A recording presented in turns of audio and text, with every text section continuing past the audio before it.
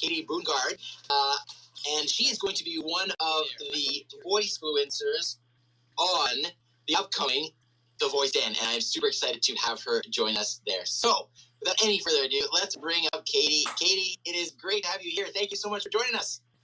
Thank you so much for having me, Terry. It's great to be here. Fantastic. We're going to bring in the co-host as well, Ian, in just a moment. But for now, Katie, like I said, I'm super excited to have you as part of the Voice Den coming up on June 23rd. We want to learn more about you, what people can learn from you during that episode, and all that fun stuff. So first of all, maybe I can get you to give a little intro to yourself. Who are you? What's your story? Absolutely. So hi, everyone. I'm Katie Boongard. I'm a content designer and producer for voice, and my background is also in television and digital. So I'm bringing all of that into conversational design. And the last year, I've fully transitioned and have been freelancing full-time in designing and building and producing voice experiences. So it's allowed me to work on a ton of different projects and with a ton of different teams. And I'm excited to share more about some of the stuff I've been up to. That is awesome. Super excited to hear. Now, you have done a little bit of fame, I'll say, shall we, from something that happened with one of your particular Alexa skills. And I'd love to hear a little bit of the story about that and that skill. Tell us a little bit about it and the experience, because I think it's a great story. And congratulations to you. And while you're doing that, we'll bring Ian in here as well, and then he can jump into the conversation as well. Cool. So yeah, I believe you're referring to Art Museum. Although all of this experiences I've produced, I still am the biggest fan of and the biggest cheerleader for.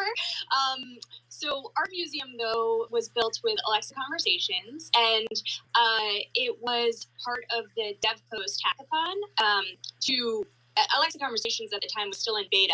So my partner and I, John G., developed and designed and produced the entire end-to-end experience. And we actually placed first. We won the grand prize for this challenge. And yeah, it was using the Art Institute of Chicago's public API. And there was a lot of work and blood, sweat, and tears that went into building it and kind of figuring out how to build in this new AI dialogue manager from Alexa.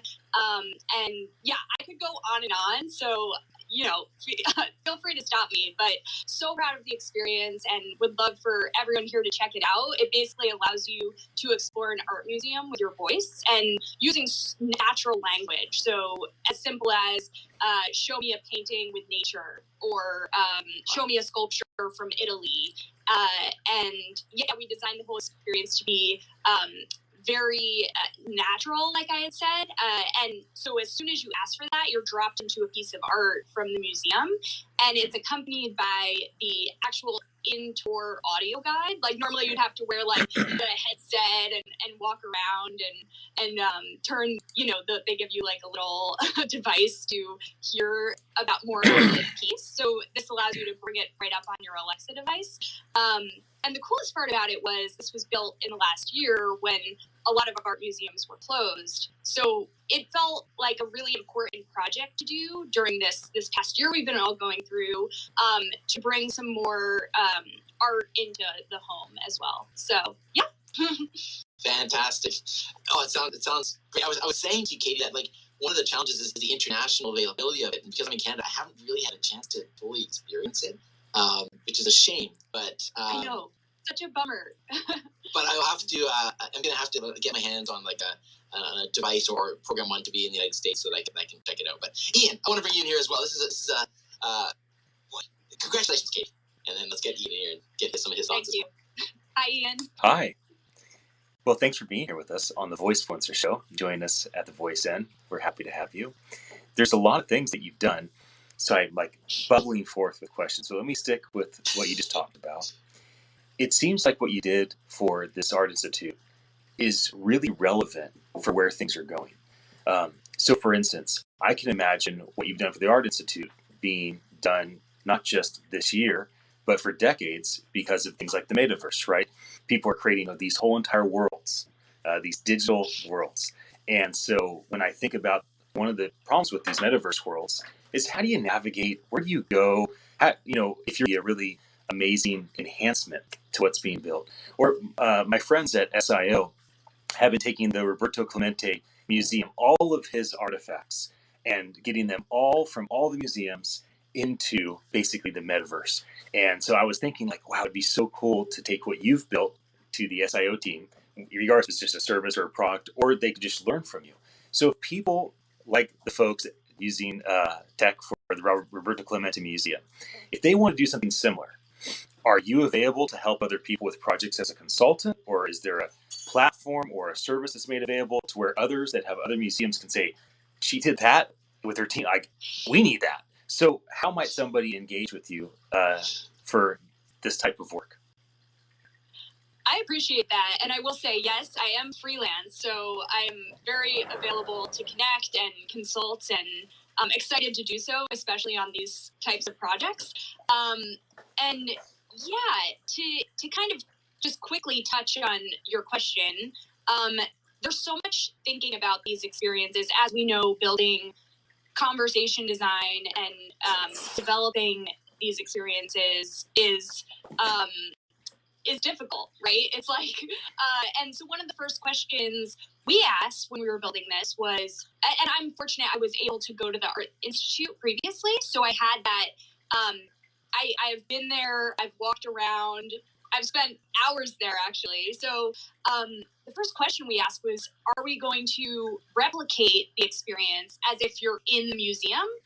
And we quickly realized that it's so limiting to do that, because you having the flexibility to go from one end of the museum to the other. So I love talking about this, and that's one thing I would kind of recommend for anyone in the art world, or, you know, looking to expand their presence across digital platforms or virtually, is how can you do so and lean into the flexibility that these devices and these experiences offer. Yeah. And, and for these types of experiences, what's your vision of where this can go? If the way things were done and if what you've built is like a bridge where things are going, what's in your imagination, how might things like these museum engagements, these experiences that people can have even though they're not there, where do you see things going as tech gets better and as people get smarter, and how to develop these things? Whew, what a loaded question. I love it though. I have a really big imagination. Actually, growing up, my dream was to always work at Disney. And then the first 7 years of my career were working at Disney. Wow. So were you an Imagineer? Oh my gosh, I think that's like my dream job. Right, I know. But I actually worked in television. So I started at Disney Channel and then worked at ESPN for a few years. And it was more on the marketing side. And then I transitioned into content development. But to answer your question a little bit, so not just with like, what was I going to say? Okay, sorry, I'm going in like a million different directions. Sure. It's all good. So I see, and the reason, this is why I love working in voice technology and creating content, anything that has technology in it, to be able to talk to me. Like, I just want to have a conversation instead of clicking and tapping and scrolling. And so that's like the dream to me, is just to make everything much more fluid and seamless. And I think it also is like serving the user experience a lot better. And that's why, you know, conversation designers exist and work with developers and make these experiences happen to enable better user experiences at the end of the day, and to reach audiences and communicate messaging and how to make their lives better. And yeah, I could go on and on. So I'll pause there. It's great. It's great. I want to be respectful of your time. We have a few more minutes here, but I know there's another thing that you're doing more recently that I know you're excited about, and I'd love for you to share so that people can learn a little bit about your Twitch stream. So tell us a little bit about that, how that started, why you're doing that, and all the fun stuff involved with that. Oh my gosh, thank you for asking, Terry. I'm so excited about this. So I guess this all started because I was working with a startup called Piffle that was in the Google Voice AI Accelerator program, and I was so fortunate to be a part of this program, and it just wrapped up a few weeks ago, but Piffle, and you should definitely check them out as well. The goal of Piffle is to create social games for the workplace. So very inspired with a people-first culture and making work more fun. with your team. So as I started working with Piffle and thinking about this, I realized how many voice games existed just on Alexa too. There's hundreds.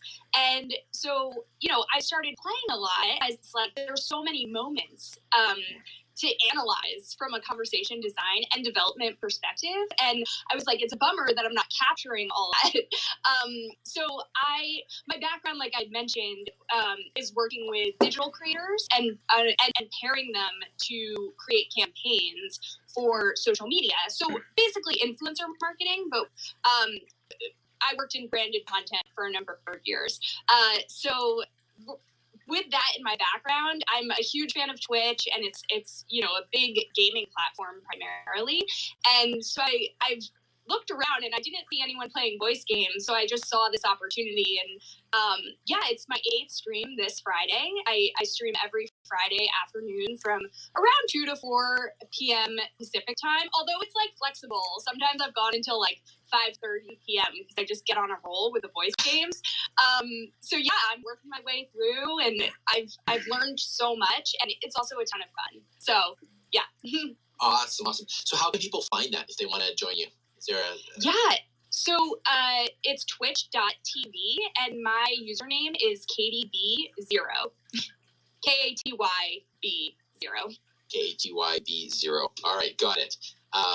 When we put this on the website with the show notes, we'll have to include that. So that's great. Yes, please. Fantastic. Ian, any other questions from you before we start to wrap things up here? Any other questions, comments? So I've been having conversations with work at car manufacturers in the voice industry. And one of the big things that we've been talking about is turning content consumers that drive cars into content creators, because then you can unlock a bunch of potential in terms of people creating content and creating value. How might you imagine games, voice games, being part of that unlock? How could you fathom that people go from just consuming radio or just consuming a game to where potentially they start playing games and they become voice gamers? Like, do you imagine a world where people are voice creators? Like, you're using Twitch to create something that's video of you playing, but tell me a bit about where things might go in that regard, please. I would love to see a world where there's a ton of voice gamers on Twitch. I think it's so interesting, like this past year especially, there's such a movement to anyone can be a creator, from TikTok to Twitch to Instagram stories to Twitter, LinkedIn, Clubhouse, like literally every single platform is just inviting people to come on and make content. And it's such an exciting time. So I am a firm believer in everyone should explore and make content, and you get to know the platform better, you get to know audiences better, whether you're trying to reach audiences or just build a community. I have to shout out to Women in Voice also. I actually have my little mug here. Love that. So I worked closely with Women in Voice. This is going a little off your question, but I think no, go ahead. Community, and props to you both, because you've built an amazing community here with the Voice Den as well. And I think Voice is such a great example of it, right? Like, I've found it's what inspired me to take the plunge and go full time into voice design and producing. So I don't know if that entirely answered your question, but I'm a huge fan of content creation, and hope that, even my Beyond and Grow inspires other people to do it too. So yeah. That's wonderful. So Kate, go ahead, Ian. Did a follow up there, Ian? You go ahead, Terry. Okay. Wonderful. So Katie, I do want to finish up with a question on the 23rd. Shows at 5 o'clock Pacific at thevoiceden.com. And the audience is going to get a chance to chat with you, somebody who's got all this great experience now with voice design. What are the questions, like what's your sweet spot essentially? What are the questions that you would like the most to field from the audience? What sort of topics are you most passionate and enjoy speaking about? And you can, really help people and educate people, give tips about that particular area of voice tech. Such a great question, and thank you for asking this, Terry. I would say, well, I think there's a huge opportunity, and this is kind of where my niche is, to bring more creativity into voice. And it's something I've been working in for a while now, and it's related to my name, actually. The NFT guard. And I think in my bio, I even put like to protect and defend the creativity of bots, brands, and creators. Because coming from my background, working with brands and also working with creators and finding that middle ground of like, how can this still be authentic and reach audiences? It's so important to have that creative energy and that creative spirit underlying it. And I feel the same way about bots or voice assistants or, conversational design. Keep the creativity flowing. So that's one of my passion areas. And then also I would say the bridge between designers and developers. I've been really fortunate to work in a two-man team, just me, or two-woman team, just me and a developer in some cases. And, that relationship building is so important for the execution and the final product. So I love to talk about the process of like, the handoff or the handshake I read recently between designers and developers is like the most important piece of the puzzle in order to build the absolute best experience possible. Amazing. That's so wonderful. And you've got such a wealth of knowledge. I'm sure that there'll be lots of questions about that. I'm really, from a personal perspective, I'm very intrigued by the creativity aspect, because I love it when you can be creative and see that creativity on display. So that's really cool from my personal perspective. Awesome, love it. Ian, I think we're going to wrap up. Any final comments from you before we? Just so glad that you jumped in with us and shared. So inspiring what you've done, and I think the two of us, Terry and I, and the voice community will be very expectant in terms of what you'll be developing next and the types of projects you work on, and how you'll continue to inspire voice designers and game designers and live streamers and creators. So, high 10. There you go. Awesome. Katie, where can people go to learn more about what you're doing or follow along with what you got on the go? Yeah, I'm on every platform. Funny enough, my username is different on each because I just like to keep it authentic and changing to keep people guessing. I would say Twitch is a great place. That links out to everything. And on Twitch, I'm KatieV0. Awesome. Thank you so much, Katie. It's a pleasure to have you here. And again,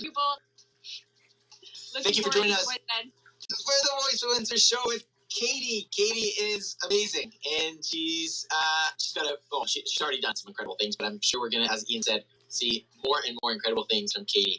So thank you, Katie, for being here with us. Really appreciate that, and we look forward to seeing you and everybody else on the Voice Stand June 23rd. All the information is at the Voice Stand.